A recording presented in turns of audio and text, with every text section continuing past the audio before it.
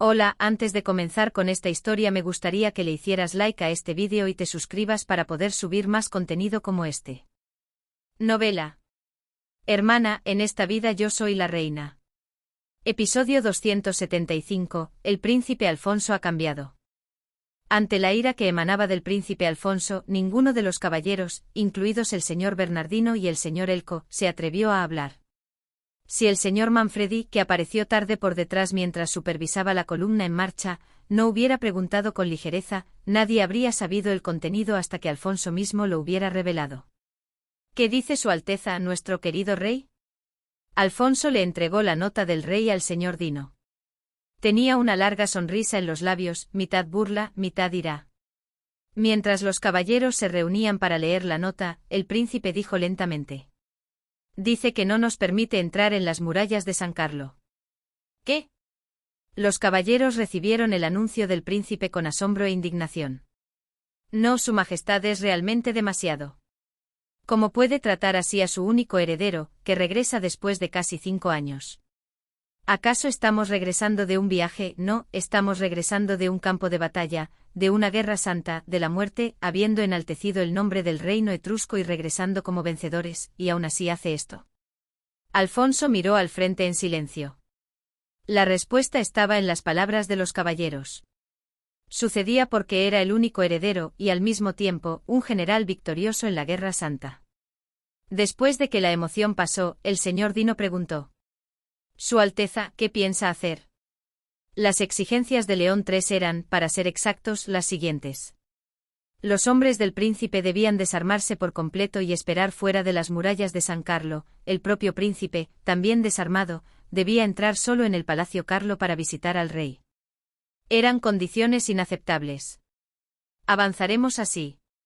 La palabra que eligió el príncipe fue, curiosamente, avanzar y no marchar. El señor Dino preguntó con cautela: ¿y después? Acamparemos justo fuera de las murallas de San Carlo. Era una señal de protesta al rey. Los rostros de los caballeros se iluminaron. Esta vez el señor Elco, quien estaba a cargo de la logística, preguntó: ¿deberíamos montar un campamento provisional que aguante 2 o 3 días? No. El príncipe respondió con voz tranquila pero firme. Montaremos el campamento justo fuera del alcance de las flechas.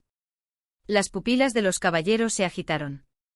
Un ejército bien entrenado, cuando se preparaba para la batalla, primero montaba un campamento no muy lejos del campo de batalla. Esto era una declaración audaz de que podrían atacar San Carlo. Alfonso dijo sin rodeos: somos hombres que hemos estado en el campo de batalla.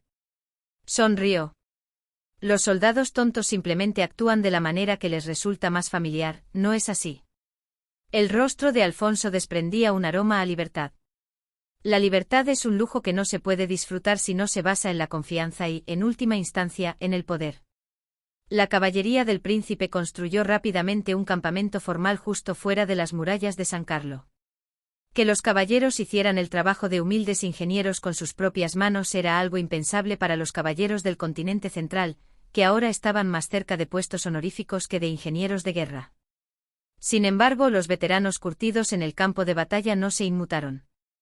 La batalla, el campamento y el suministro eran parte de la guerra. Podían hacer cualquier cosa para ganar la guerra. Y lo hacían bien. Había otra cosa impensable. La situación de ver al legítimo heredero del reino y a los nobles caballeros tan de cerca era algo que la gente común nunca había soñado. Quizás era algo que solo sucedería una vez en la vida. Se vistieron con sus mejores ropas de casa y eligieron la mejor comida para ofrecerla en el campamento del príncipe, con un concepto similar a ofrecer sacrificios a los sacerdotes y orar a los dioses celestiales. Hemos venido a mostrar nuestra devoción al príncipe que salvó a la Tierra Santa. Por favor, conviértase en el rey sagrado de Etrusco. Que toda nuestra familia prospere y que nuestros pecados sean perdonados. Pan bien horneado, cerezas y moras recién recolectadas, cerdos gordos, regalos que parecían ofrendas para el altar de los dioses celestiales, más que provisiones para el ejército, se derramaron en el campamento del príncipe Alfonso. No solo la gente común se alegró de tener la oportunidad de acercarse directamente al príncipe legítimo. El príncipe Alfonso está frente a las murallas de San Carlo. Cariño, rápido, saca algo y envíalo, ¿cuándo tendremos los nobles de bajo rango como nosotros la oportunidad de que el príncipe nos vea? Deberíamos vestir a nuestro hijo mayor con ropa nueva y enviarlo con algo. Tonto. No hagas tonterías y no pierdas la oportunidad que apenas se nos ha presentado. No pienses tonterías. No, yo misma iré a elegir el regalo. Los nobles también comenzaron a aparecer uno por uno en el campamento del príncipe Alfonso con regalos. Al principio, eran nobles de bajo rango de la capital. Ellos, de manera más sofisticada que la gente común, ofrecieron joyas con símbolos religiosos u otros objetos valiosos y memorables. Su Alteza está ocupado. Aunque habían visitado el campamento con la esperanza de una audiencia directa con el príncipe, no pudieron verlo. Alfonso ya no era el joven príncipe que se veía abrumado por la gente en el salón de la marquesa y no podía moverse libremente. No se tomaba el tiempo para personas sin asuntos importantes por pena o gratitud. Además, su tiempo era demasiado valioso. Como era una consecuencia natural, los nobles de bajo rango aceptaron dócilmente. Pero eso no significaba que hubieran abandonado la esperanza. ¿Hasta cuándo tiene previsto quedarse aquí el príncipe? ¿Por qué no entra directamente en San Carlo? Aquellos que no lograron una audiencia con el príncipe preguntaron la razón por la que el príncipe Alfonso había montado un campamento y se había atrincherado, ya sea para entender el motivo o para buscar una próxima oportunidad. Su Alteza, ¿qué respondemos? Inventa algo. Alfonso hizo un gesto a los caballeros que preguntaban para que se fueran. La intención del comandante era clara: ustedes encárguense de ello como mejor les parezca. Al final, el señor Bernardino, el señor Manfredi y el señor Elko tuvieron que juntar sus cabezas para idear algo. La primera idea la propuso el señor Elko.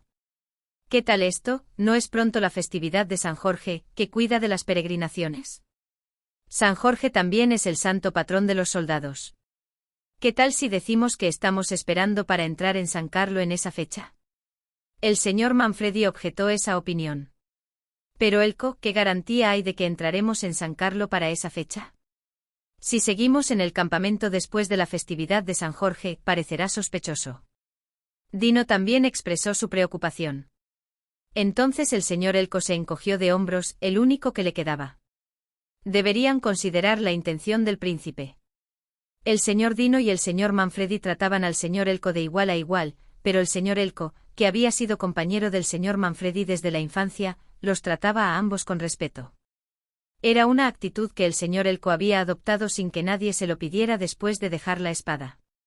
Pero a diferencia del respeto, el rostro del señor Elko, al hablar de la intención de Alfonso con esos dos, mostraba una extraña confianza. Si a él le hubiera preocupado lo que pensaría su majestad el rey, habría montado un campamento justo delante de las murallas de San Carlo en primer lugar. Además, si le hubiera preocupado el desenlace, no nos habría dicho que nos encargáramos de las excusas. Habría decidido y ordenado él mismo. ¿Tú cómo te atreves a...? El señor Dino detuvo al señor Manfredi. Manfredi era bueno en todo, pero su franqueza era su defecto. El señor Dino propuso un compromiso. Vamos a pedirle al príncipe que confirme si podemos proceder así. Si el príncipe dice que está bien, seguiré la opinión del señor Elko. Elko inclinó la cabeza para ocultar su expresión de disgusto. Voy a preguntarle de inmediato. El señor Elko entró en la tienda de Alfonso. Salió poco después. Tenía una sutil sonrisa. Su rostro estaba eufórico por la victoria. Dice que lo hagamos así. El señor Manfredi apretó los dientes. El señor Dino le dio un ligero golpecito en la espalda a Manfredi para disuadirlo. Bien. A los demás les diremos que estamos esperando hasta la festividad del santo para recibir la bendición de San Jorge. Aún así, el señor Dino, que no se sentía tranquilo, volvió a comprobarlo. ¿Tú también lo sabías, conde Manfredi? Entendido, señor Dino. Ariadne seguía jugueteando con la carta de A que había recibido hacía unos días. La carta de Alfonso. Una carta escrita con la tinta azul que él siempre usaba. A diferencia de la caligrafía de Alfonso, que siempre escribía con fuerza, la presión de la pluma era irregular. Sin embargo, podría haberla escrito con prisa, o tal vez la ira le impidió usar su caligrafía habitual. Dada el contenido de la carta, la ira era una interpretación más razonable. Quería verla con más detalle, pero no tuvo el valor de volver a abrir la carta y leerla. Cualquiera en su situación habría hecho lo mismo. El contenido de la carta era el siguiente. A la señorita Ariadne de Mare. Aunque ha pasado mucho tiempo, el silencio siempre tiene una razón. Estuve a punto de callar hasta el final, pero ahora que he regresado a casa, me parece que debo aclarar nuestra relación antes de que nos encontremos, así que tomo la pluma a regañadientes. En el frente me enteré de su romance y compromiso. No puede imaginarse mi estado de ánimo, temblando de traición y pasando noches en vela en el cuartel del frente. Precisamente con mi medio hermano, precisamente en ese momento, la persona que cometió una traición peor que la de un pagano que abandonó a los dioses, es Ariadne de Mare, la santa de los pobres, famosa por su piedad. Desafortunadamente he oído que su compromiso no tuvo un final feliz, pero como disfrutó durante el periodo de compromiso y ese compromiso le dejó un título, en conclusión, debo felicitarla. Si su compromiso no hubiera ocurrido, ese título no habría sido de su hermano. Ahora que es condesa y es posible que nos encontremos en la sociedad, le informo de antemano para que no albergue esperanzas inútiles. Es un hecho poco conocido, pero tengo una esposa virtuosa. A diferencia de otros, ella creyó en mí desde el principio cuando yo estaba en el campo de batalla, no escatimó en ayudarme cuando estuve en peligro, incluso arriesgando su propia vida, y mantuvo su lealtad hasta el final. La Riesa de Valois arriesgó su vida para ayudarme a escapar cuando mi vida estaba en peligro en Gálico. Con el tiempo me di cuenta de la magnitud de su devoción. No hay muchas personas que puedan darlo todo por los demás sin importar el beneficio. Esto lo aprendí en el campo de batalla, y al verla a usted. No quiero preocupar a mi fiel esposa con lo que pasó entre nosotros. Si nos encontramos en San Carlo, me gustaría que actuara como si no me conociera en absoluto. Este es mi primer y último favor para usted. La última vez que usaré este nombre es hoy, Ariadne finalmente dobló la carta con cuidado y la guardó en lo más profundo de su escritorio. Estaba recibiendo un castigo por sus errores. Un castigo por sus errores. Si el castigo era solo por lo que había hecho, Ariadne lo habría aceptado dulcemente. ¿Cuántas veces había recibido castigos por cosas que no había hecho, y castigos por cosas que había hecho, pero por las que era injusto responsabilizarse? Se quitó el guante y miró la mancha roja en su mano izquierda. En los últimos años, se había acostumbrado a ella hasta cierto punto. La cicatriz causada por el aplastamiento se había desvanecido mucho. La mancha roja seguía ahí, pero...